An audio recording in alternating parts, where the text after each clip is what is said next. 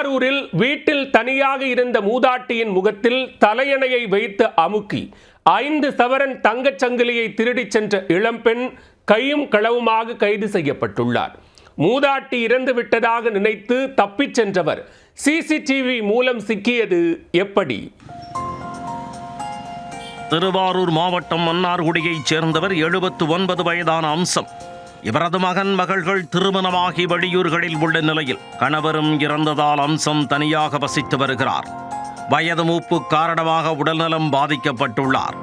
இதனால் இவருக்கு அங்குள்ள தனியார் மெடிக்கலில் பணியாற்றும் 21 வயதான நந்தினி குமாரி என்பவர் வீட்டிற்கு வந்து ஊசி போட்டுச் சென்றுள்ளார்.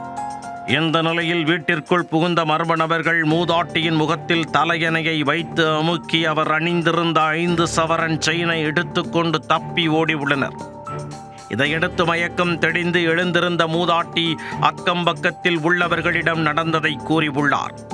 இது குறித்த புகாரின் பேரில் மன்னார்குடி நகர காவல் நிலைய போலீசார் மூதாட்டி அம்சத்தை மீட்டு மன்னார்குடி அரசு தலைமை மருத்துவமனையில் அனுமதித்தனர்.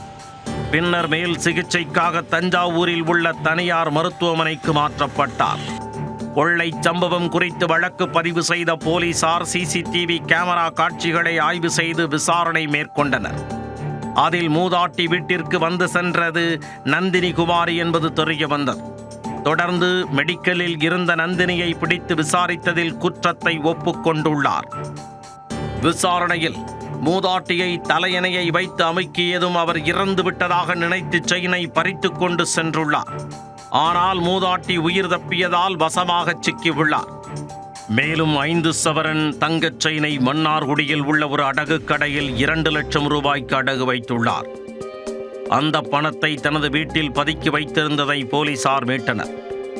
அத்துடன் நந்தினி குமாரியை கைது செய்து என்ன காரணத்திற்காக நகையை திருடினார் என்பது குறித்து விசாரணை மேற்கொண்டு வருகின்றனர். தனியாக வசிக்கும் மூதாட்டிக்கு நாள்தோறும் ஊசி போட வந்த இளம்பெண் அவரின் முகத்தில் தலையணையை வைத்து அமுக்கி செயினை பறித்துச் சென்ற சம்பவம் மன்னார்குடியில் பரபரப்பை ஏற்படுத்தி உள்ளது.